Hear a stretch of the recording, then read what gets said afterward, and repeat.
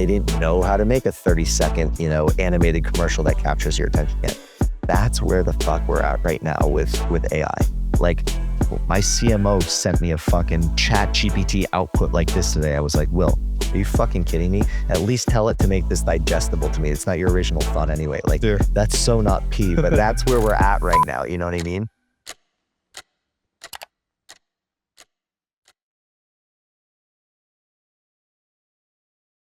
All right, guys. Got Andy, CEO of Creators Inc. here today. Welcome to Vegas, man. Thank you, brother. What you doing in town this week? The Watch King invited me out to do a convention. I have another buddy who's in the jewelry business. What are you doing out there? Mainly working on the business? I started the business in Boston, and actually Massachusetts jacked their tax rate up from 5 to 9% out of nowhere. I didn't know that. After your first $1 million in revenue. So you pay 5% on your first million, then you pay 9% on every subsequent million, which really made no sense because the state over collected taxes. So when that happened, I said, oh, this might be an opportunity, like a reason to go to Florida. That's some liberal ideology right there, right? Yeah, for sure. Sounds like Cali. So for those that don't know Creators Inc., it's the largest influencer agency in the world, right? By gross revenue, yeah. That's impressive. And how long did it take to get to that level? I started about 5.5 years ago, right in, let's call it January of 2020 during the pandemic. Wow. It's a pretty fast growth, I feel like. There's been agencies around for decades. Yeah, it was really about the boom of OnlyFans. I'm not gonna beat around the bush. That's really what the catalyst was. The right time, right place, plus good execution. Yeah, absolutely. And I'm a little bit older, so I started the company when I was 35 or 36 years old. I'm 41, turning 42 now. So, a lot of my competitors and other guys in the space are in their early mid 20s, and they're still excited about buying their first supercar and all this kind of stuff. But I had that wave, and I was really excited to just build a very stable service business, and that's what happened. That's a good point, because you already had the experience. You already built a company that had $1 billion in revenue prior to this, right? Yeah, built and failed many times. So that the experience is a big deal. Now, someone hears this like $1 billion in revenue, they're probably thinking, how did that one fail? You know what I mean? Yeah. Was that the phone business? Yeah. So I'll back up a little bit. I grew up in Wayland, Massachusetts, and my parents were doctors. I was always kind of alone, like by myself. I grew up with a nanny, and I'd go out in the woods and, keep myself busy. My sisters were 10 years older than me. So I was kind of an only child. And so I was by myself a lot as a young kid. And I remember really thinking that I had a lot of self-confidence because I was, alone. I didn't kind of, have a picture of the broader world. And I thought I was going to be a famous athlete or an actor or something. And then I went to public school, and public school was rough for me. Middle school and high school was not an easy time for me. And I was very small. I actually wrestled 103 pounds. Damn. But I was scrappy. I was a good wrestler. And, but girls didn't like me. I didn't get laid till I was 18 years old. And, just high school was a tough time for me. But I'm in the locker room junior year of high school, and a kid comes in. This is the year 2000, right? So 6 years before Mark Zuckerberg even exists with Facebook, right? Like the dream was, you go to college, maybe you ride the subway to Wall Street, you make $200,000 a year with your balls sticking to your leg in the summertime, and like that's the dream, right? So entrepreneurship was not on my on anybody's kind of radar yet. And so this kid comes in the locker room and he's all excited, and he says, "I got into Babson College. It's the #1 school for entrepreneurship in the world." And Babson College was like around the corner from where I grew up, so I thought it was a shit school. I said, "What's entrepreneurship? Like a lung disease?" And he goes, "No." He goes, Arthur Blank, who founded the Home Depot, was fired from his job, and he went to a coffee shop and wrote the business plan for the company. And now he's a billionaire. He owns the Atlanta Falcons. And I go, that's what I want to do. I somehow figure out how to get into this school, and I show up driving a Ford Explorer and Abercrombie and Fitch, thinking that's as bling bling as the world gets. And then I see all these Arab kids driving Ferraris, and I said, "What dorm are you in?" They go, "Habibi, I live at the Ritz." I go, "What the fuck?" So, and one of these kids invites me to a nightclub, right? Freshman year. So I go out to the nightclub. I didn't realize you needed money for a cover charge. I had no money. Hell for the So I had to sneak. Yeah, I had to sneak in so I didn't have to pay $20. And when I get downstairs, there's a club called Aria. I'm watching these kids pop Cristal freshman year of college, and they've got black cards. And it's just that wrestler, like competitive rush took over for me. And I just started building and failing businesses after that from that moment on. That's the one good part about college, I guess, is the networking, right? Yeah. The access to other people. Yeah. I feel like if you don't take advantage of that when you're in college, it's kind of a waste at this point. Yeah. Absolutely. So you got inspired by that. And I guess, did you find your mentor there, or what was the next step from there? I wouldn't say I found my mentor, but I found some really smart kids at Babson who, were like, came from, pretty poor backgrounds, who were there on scholarship, who were like great coders and programmers. And we built a business together that was one of the first behavioral ad networks, which exploded. We were the number 3 buyer of banner ads on the internet behind Google and Yahoo. And we figured out pretty early on that we could sell mobile offers on the internet because, like, not everyone had a credit card, but everyone had a cell phone, and kids had their parents, would get a parent cell phone and they could subscribe to stupid things like ringtones, horoscopes, IQ quizzes. We made $1 million from our dorm room, and thought it was a big deal through a party. Carriers thought we were pains in the asses. We were just creating all these customer service chargeback bullshit issues. And then in 2008, when there was a flash crash, I'm in my mid 20s. I'm getting these, phone calls from the CEO of AT&T, Verizon, T-Mobile. Hey, Andrew, how do we do more revenue together? This is a great stream of income. They gave us an API into their backend and, do $1 billion in transactions. Wow. The federal government came along later on after we had sold the company, and I was, flying around in a private jet in my 20s and living downtown in Boston, and basically wiped me out. Hit me for $97 million. Jeez.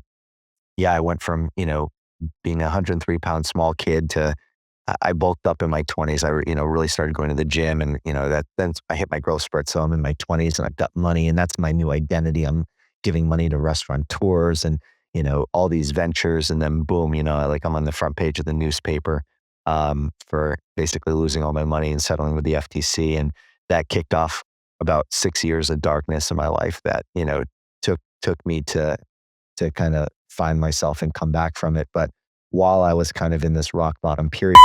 The Tri-Light from Therisage is no joke. Medical grade red and near infrared light with 3 frequencies per light, deep healing, real results, and totally portable. It's legit. Photo biomodulation tech in a flexible on-body panel.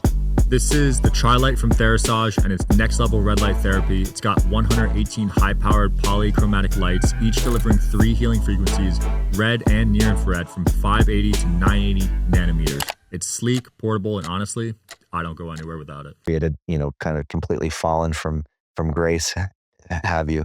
I ended up meeting this Harvard neuroscientist. And this guy kind of saw it. He actually was my primary care doctor. And he saw this business background in me, and he needed someone with a business mind because he was much more of a science mind. Yeah. And his vision was to bring the Department of Advanced Research Projects, which is a branch of our military, which literally spends $1 trillion a year, every year, to make sure that we're the most sophisticated military in the world. If you go to DARPA and you say, hey, I've got this bracelet, when a soldier wears it, their brain's going to be 60% more effective in a stressful situation, like in a gunfight, they'll say. If they really want what you have, they'll say, oh, how much you want? You say $10 billion, and you lay your plan, and they cut you a check because they print the money and they got the budget for it. And what really happened was I really bought into this guy's program, and he really dialed me in physically, intellectually, emotionally, socially, spiritually, sexually, occupationally. I've been sober for 9 years. I don't really have any vices. I'm very desire free. I meditate. I eat a certain way. I think a certain way. I pray. I guess, I'll kind of dive into that. I don't know the flow of your show because I think, maybe what's more interesting is the OnlyFans kind of Creators Inc. side. But my first day after I decided I was going to work with this guy, he says, Andy, what was your first moment of life? I'm going to ask you, what was your first moment of life? That I remember? Not that you remember. What was your first moment of life? Before that, you were a sperm. Right. You were a sperm, and you said, oh my God, this is exciting. I'm going to be Sean. I'm going to be Sean. I'm going to be Sean. And you look to your left and you look to your right and you go, what the hell is that? And it's 200 million permutations of Sean and Shauna all racing towards the egg, right? And you go, holy shit. And you put your blinders on and you just start going, right? And you get to the egg wall and you go, Mom, let me in. I'm going to be Sean. And here's what happens. 4 sperm hit the egg wall, and the egg profiles the final 4 and selects the one with the highest survival index. Wow. Every single one of us on this earth, the odds of us being born are so great. Like, if we could even think about, like, if we could even wrap our head around it, we probably couldn't get out of bed in the morning. It would cause so much anxiety. The odds of winning the World Series of Poker like 6 years in a row are greater than, are better than being born. Like, our dads didn't jerk off on the floor that day. They were actually having sex to procreate, pardon my French. And so for the next 9 months, you're in the womb, right? With no distractions. Amniotic fluid is nice and warm. Like, when you drink something warm, it soothes your chest. That feels like being in the womb. And your eyes develop and your brain and your spine and your fingers and your toes. And man, look at us. We came out perfect. 9 months and a day, boom, out the birth canal we came, and wow, wow, wow. Mommy and daddy go, oh, isn't he cute? And, weighs a made in China rattle in your face, and you whack it away. And then they say, what's wrong with you? And you finally grab it. And that's the first time when you grab that rattle that you are getting attached to something that is limbic in this world, right? How old are you? I'm 28. Okay, so for the next 28 years, as we go on, it's a world of prey and predator. We're all trying to predate on each other and sell each other things that are in our own interest because we're trying to get money, but not necessarily good for us. Right. And you have to figure out and navigate your way through the world. And what this doctor taught me was that, we're already hardwired to win. It's when you get out into the world, all the predating distracts us. You didn't need cocaine, Tony Robbins, clout forever. What? Learn through his method to stay connected to, and hardwired to myself and not get turned out by all the shit out here. And so when I say PIESSSO, the physical is your diet and exercise. It's the way you eat. It's the way you take care of your body. The intellectual is the way you learn every day. Your mind is a muscle. If you don't work it out, it gets soft. Old people do crossword puzzles. E is your emotions, meditation. People who meditate versus people who don't actually physically have a different anatomy. Your amygdala shrinks. That's your emotional battleground. So your ability to organize data and not when you're sitting at a traffic light, just shit on yourself constantly. Your inner roommate shuts up when you meditate. Also, women, when they menstruate, their amygdala swells. That's what PMS is. Socially and sexually, cut out all the negative shit. It should only be positive energy only. I'm not on dating websites because I don't want to be out till 4 a.m. getting drunk to get laid. There's other ways to get what you need. And socially, you shouldn't be around people that bring you no purpose. There's a lot of neuroscience behind the power of spirituality. So for example, you take a prison population, you give half the Bible, the other half that doesn't have the Bible, and you watch those two crowds, very different result. Another great example is scientists who take 2 glasses, put some rats in them with water. The rats start treading water. In about 15 minutes, they give up and they drowned. Okay, they start the experiment over. Rats start treading water. At about 14 minutes and 45 seconds, they pluck the rats out.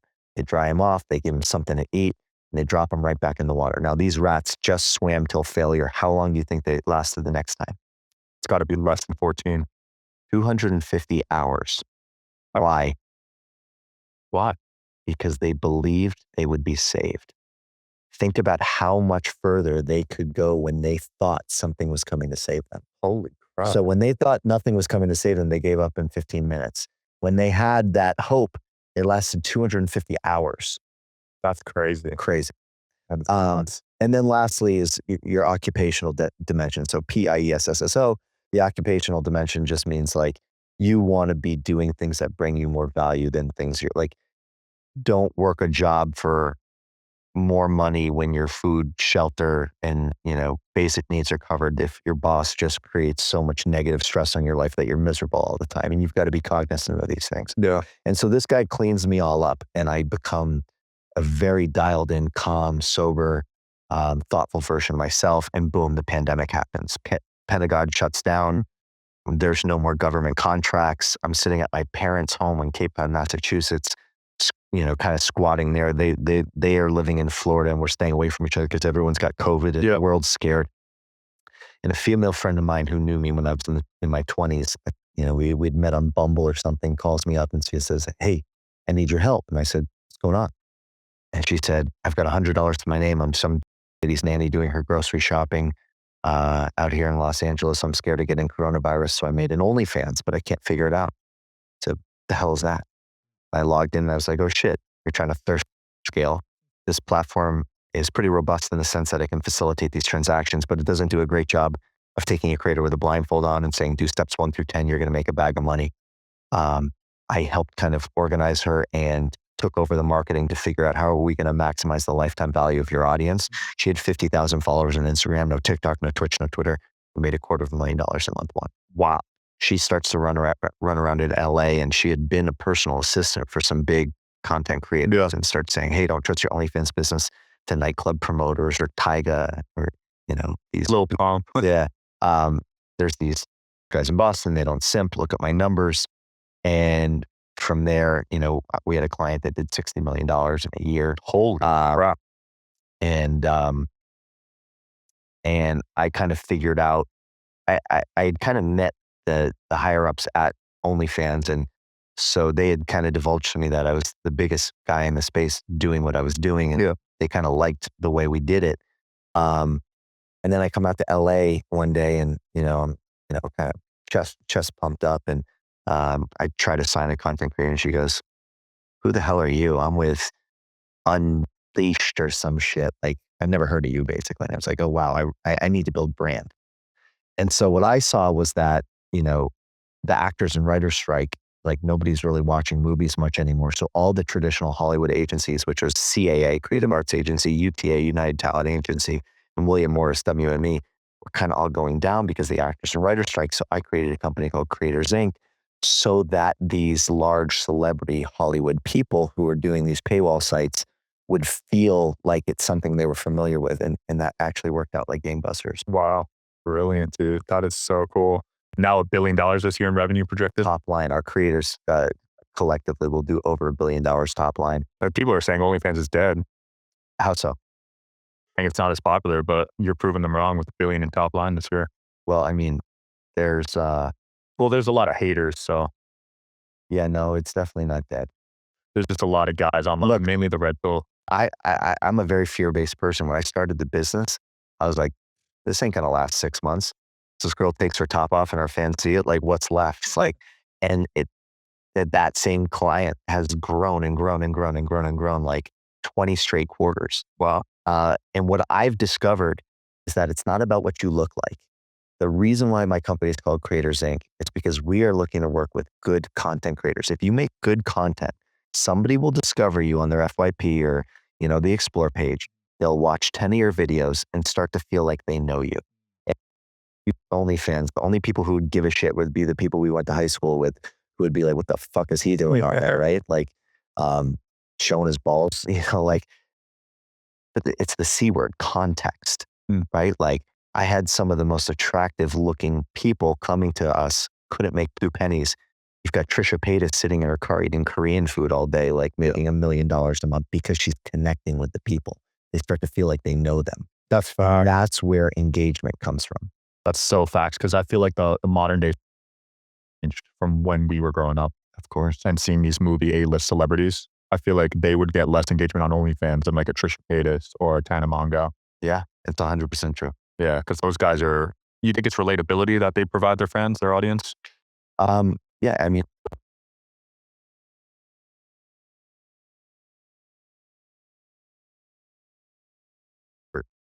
dominant behind the screen that needed a production company or a studio. That's a different registration path than OnlyFans. Link in bio. Right. You know what I mean? So it's definitely like you have to have the knowledge to do it. I can't really, but I do have some older, celebrities in their 40s and 50s who are doing 6 figures a month that were like big time, like movie stars and actresses who are just like that they don't make revenue anywhere else anymore. And this platform has really saved their life. Well, there'll always be that MILF category, I think. There's always a crowd of guys that want to see what their childhood crush looks like now, right? Sure. Yeah, I think that's a audience for sure. Do you have any male creators or is it mainly female? 15% of our clientele are male. Interesting. Jack Doherty's a client, right? Jack Doherty, yeah. Shout out to him. He's probably one of the most misunderstood people on the internet. He is. And you know what? Jack is a really, really good kid. I would like to say I'm a mentor for Jack, but I'm not sure Jack uses mentors. Like he does consult me a lot when he needs to bring me in to kind of mediate and moderate things. Jack is one of these smart, I wanted to be an entrepreneur since I was 18 years old. Yeah. I mean, that kid at 20, 21, and I've known him even since he was 18. I mean, his understanding of real estate and rates and how to leverage debt, this kid is a super prodigy. I just hope he like kind of stays out of trouble and like, you see him crash his car and then, crash a dirt bike the next day. I want to see him learn from those lessons. But I think what people get wrong about Jack Doherty is that Jack Doherty's online persona and real name is Jack Doherty, but they're two different people.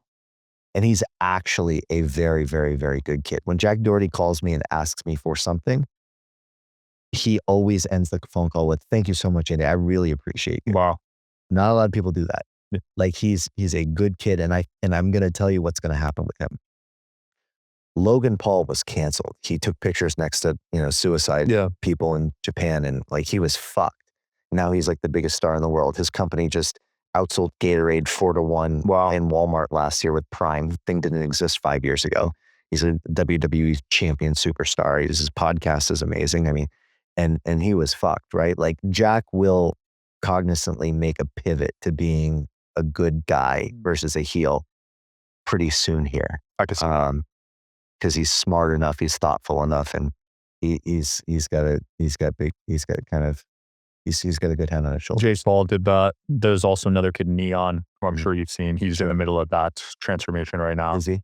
I think it's possible. You just gotta first get the audience, and some people hate on that, right? That he's rage baiting, they call it, but he's playing chess. You got to give it to him. Neon cost me about $2.5 million 2 Decembers ago. How so? His manager asked if he could come stream my Art Basel party. I had A Boogie with the Hoodie, Rich the Kid, Eneli Chapa. I had paid for this whole thing at the SLS. I let Neon in.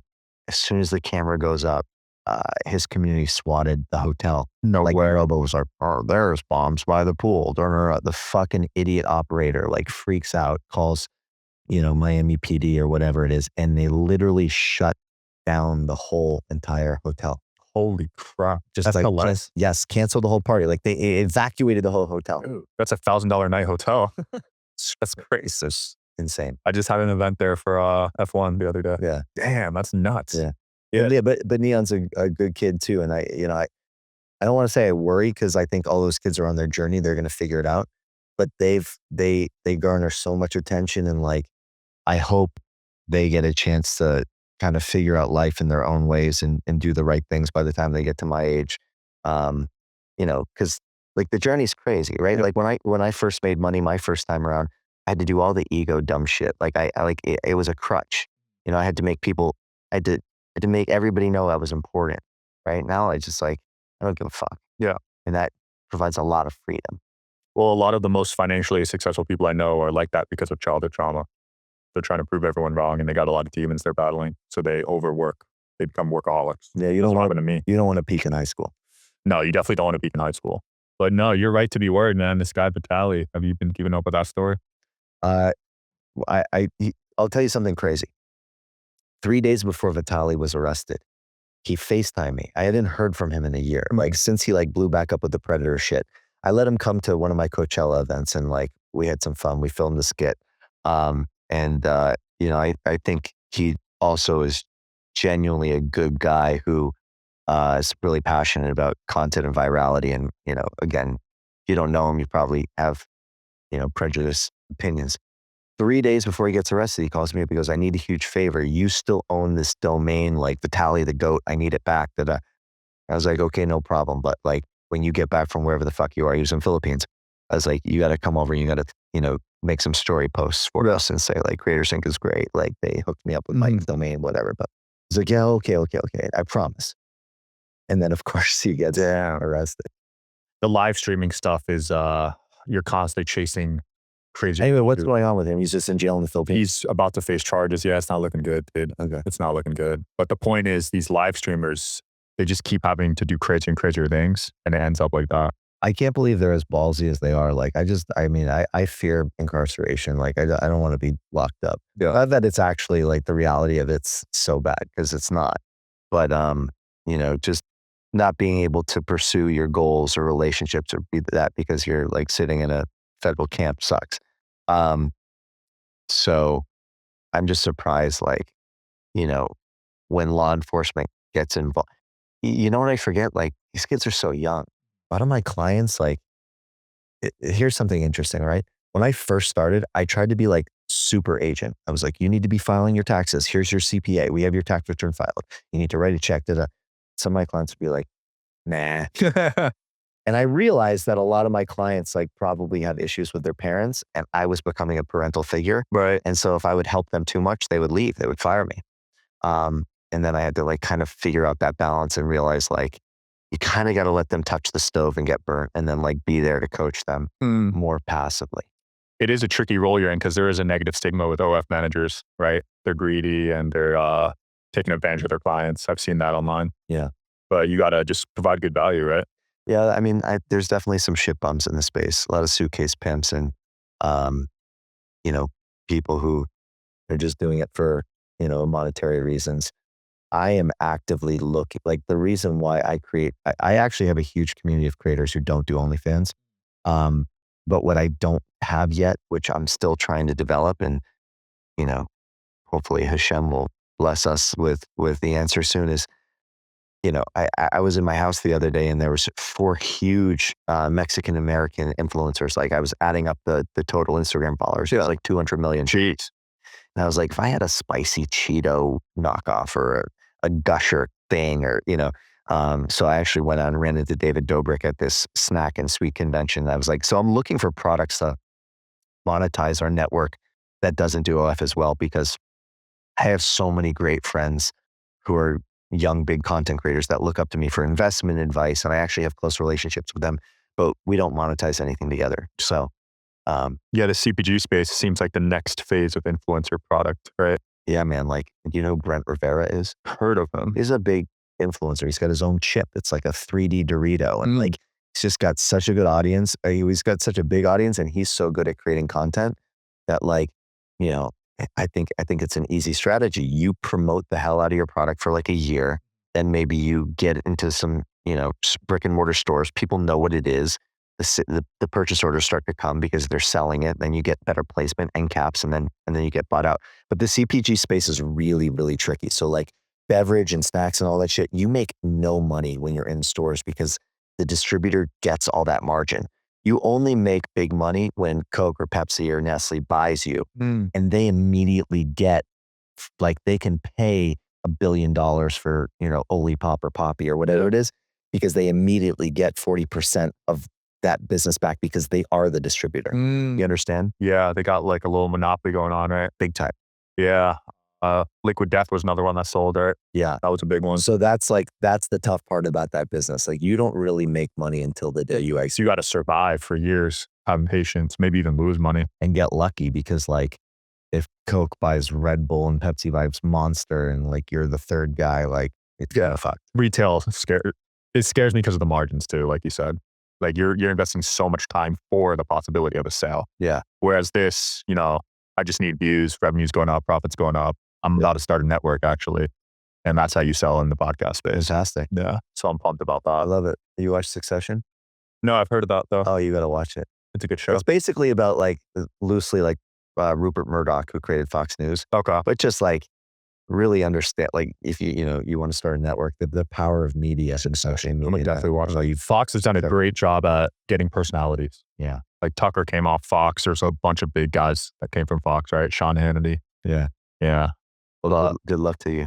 Thank you. Yeah. I've studied Barstool sports model. So Dave Portnoy is a Boston guy. I've known him for fucking 20 years. Nice. There was an influencer named Jen Selter who was, I know her. yeah, one of the original fitness influencers. So, you know, I had her at my apartment in Boston like 20 years ago. Wait, what fucking year was that? Damn. How old was she back then? She still looks good at her age. No, not 20 years ago. I'm sorry. What year is this? Maybe 2012.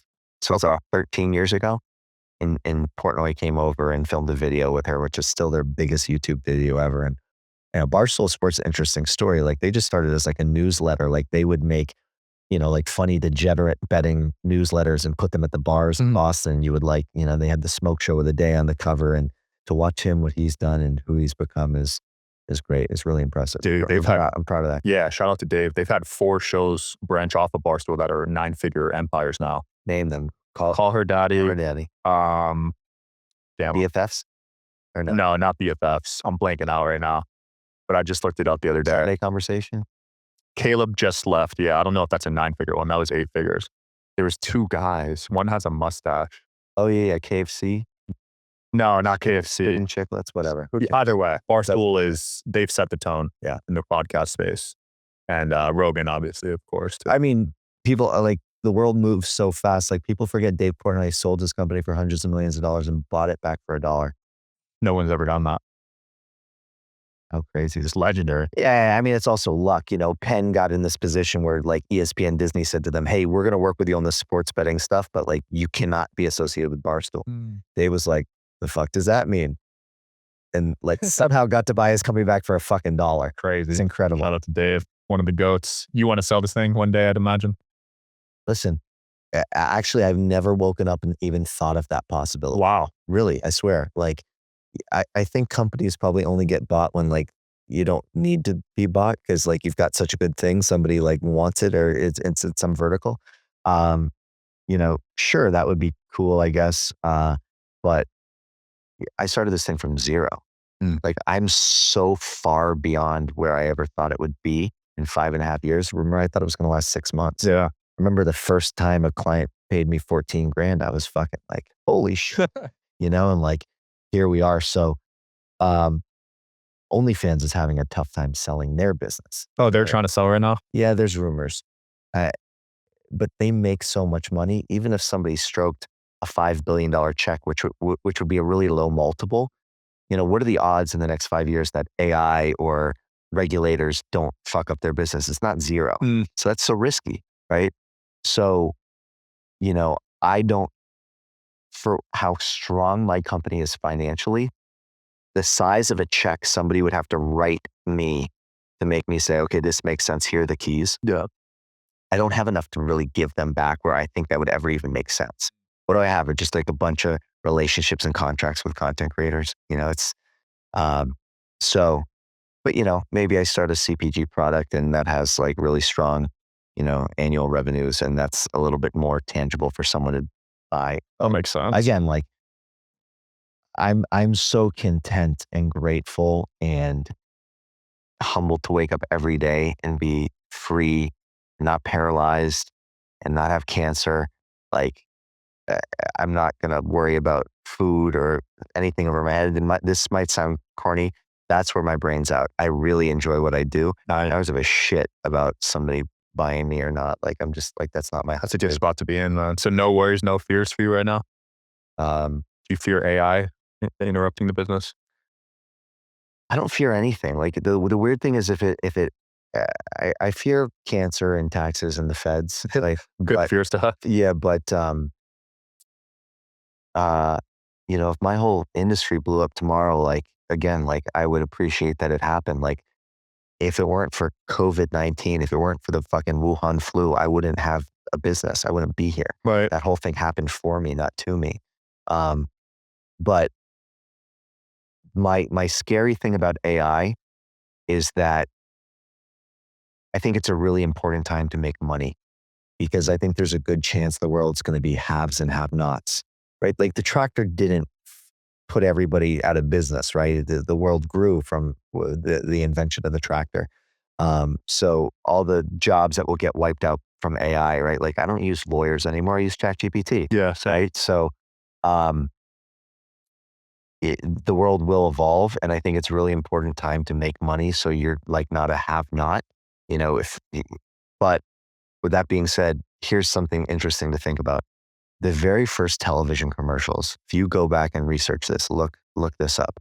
The very first television commercials were radio spots. Why? Because the radio was the technology. Everybody knew how to advertise on the radio. You read the fucking commercial. The very first television commercials was a guy sitting there reading a radio spot. They didn't know how to make a 30-second, you know, animated commercial that captures your attention yet. That's where the fuck we're at right now with AI. Like my CMO sent me a fucking ChatGPT output like this today. I was like, Will, are you fucking kidding me? At least tell it to make this digestible to me. It's not your original thought anyway. Like that's so not P, but that's where we're at right now. You know what I mean?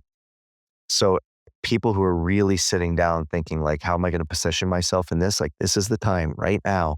This is the time you can, you know, set yourself up. I love that. I mean, like you said, if it blows up tomorrow, you still have the skills and the experience to do this in another industry. You've already done it before. Yeah, and I've got bullets in the chamber. I got lucky that I got to monetize the last 5.5 years, right? Like anyone's goal who's just like focused on making money should be make enough money so that what I make on interest from my money out yields any efforts I can have in entrepreneurship.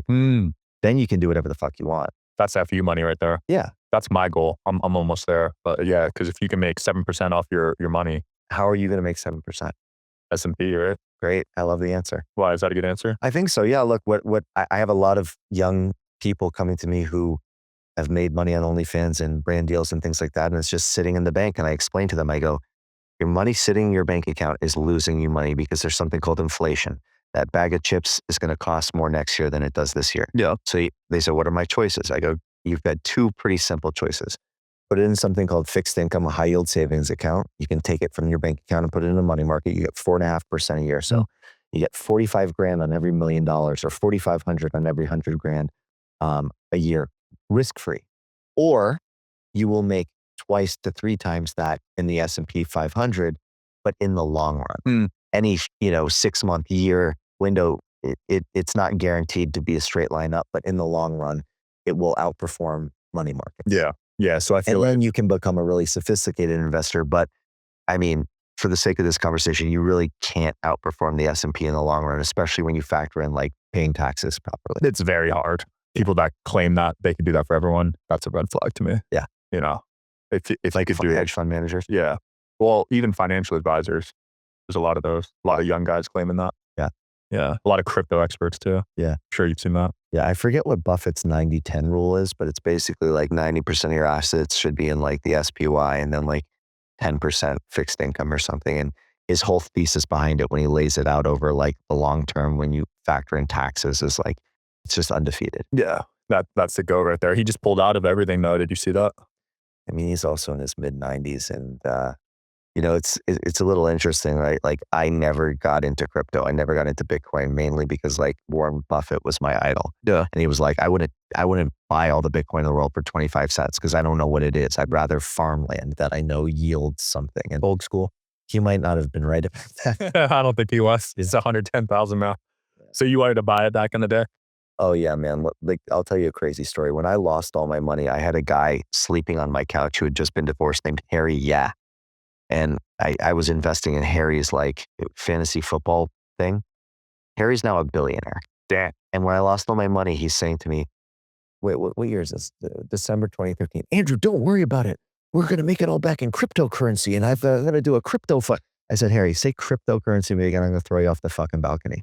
Like he started a crypto fund and now he flies his private jet between Vancouver and Abu Dhabi and flies Bugattis on every Monday because he's fucking bored. And You still talk to him? oh yeah. What a friend right there. Yeah. So he got in Bitcoin when it was like $1 for It was just like, like, you ever heard of the movie Dumb Money? No, it's the story of the GameStop stock. Okay. Have you ever heard about this? No, I know about the stock. It's on Netflix. It's a fucking great movie. There's this guy in Brockton, Massachusetts. He calls himself Roaring Kitty. I know him, yeah. Who basically discovers that GameStop's like not such a piece of shit. And he starts to he's an analyst and he looks at it and he's like, there's 150% of this company short. And then GameStop becomes this basically symbol of like the people versus Wall Street. Yep.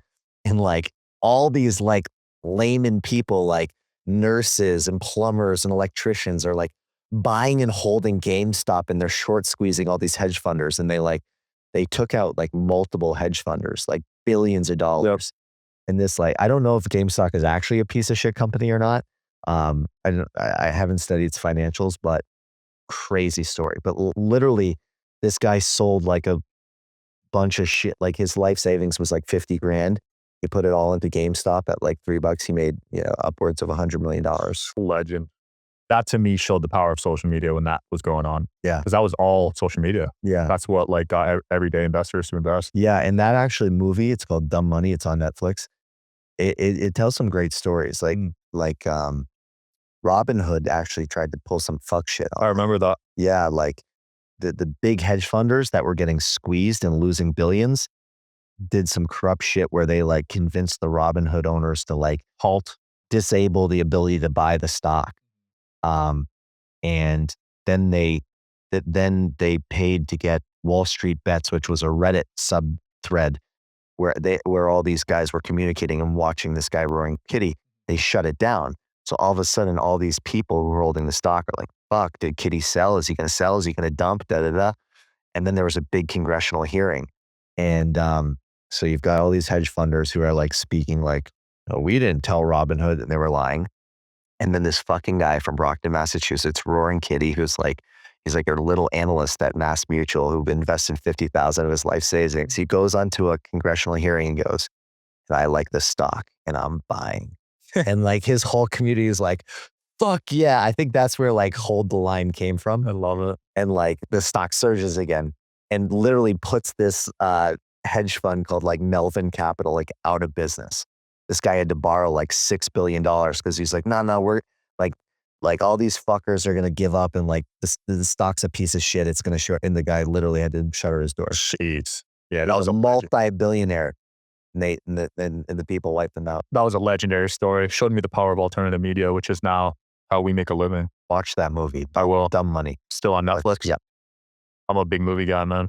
Yeah. Learned a lot from some good movies. You'll like that one. Yeah. You got one creator I did want to ask you about who I think is the next big star, Camilla. How did you find her and how did you start working with her? So Camilla was, she blew up from a Mr. Beast video. And she lived in North Carolina and she somehow got into a Mr. Beast video, this Squid Games thing. And I think she got into OnlyFans and was monetizing at very, very small scale. And then reached out to Jack Doherty and signed with Jack to help promote her and blow her up. And then she's got a very, very, she's very bright. She's very intense. She's very alpha, you know, like, and what really launched her was like, you know, she kind of cloud hooked Sophie Rain into this fake beef. And then she kind of took over as the new Sophie Rain. And she has like a little bit more polished aspirations. Like she wants the, you know, she's a beautiful kid and, you know, she does, you know, she wants to do like Met Gala and, you know, she's a name now. So, you know, it happens quick. Like 6 months ago, she did not have the social footprint. Dude, she came out of nowhere. I think she's next though. She's got something special about her. I'll tell you, in December, she was making $500,000 a month. Just like, you know, her traffic was getting that crazy. She pulls the Sophie Rain thing. I think she's probably around $3 million a month. Holy shit. Yeah. That's insane. Yeah. And by the way, when we started with her, she was under 10,000 a month. Oh my gosh. So you guys just have a machine. Like it's like a plug and play system. Like you find the right creator and you got the marketing behind it. It's not even just the marketing. It's actually data. It's actually saying, how do I maximize the lifetime value of someone's audience? Right. And there's a methodology to doing that. That's cool, man. Yeah, it's cool to see you give smaller guys an option because some agencies won't work with you unless you're hitting certain revenue per month. Yeah, no, for me, it's all about potential. It's not about your current numbers. It's definitely not about following.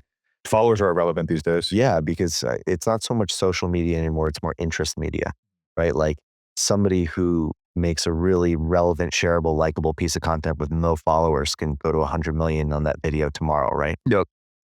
And so that's what I look for. People who really understand how to make good content. Yeah, Ashton Hall. My biggest pet peeve is when a brand approaches me and they're like, oh, if we convert 0.5% of your followers to buy this, you know, you'll give 40% of this. Oh, on a CPA deal? Yeah. Yeah, fuck that. And then meanwhile, in the back end, they're scrubbing the shit out of it. Yeah, exactly. Yeah. But that's cool, man. Well, for people watching this that want to work with you or learn more about Creators Inc., where can they find you guys? At Creators Inc. on Instagram and creatorsinc.com. Awesome, man. Thanks for coming on. Yeah, man. Thanks for having me. Yep. Check them out, guys. I'll see you next time.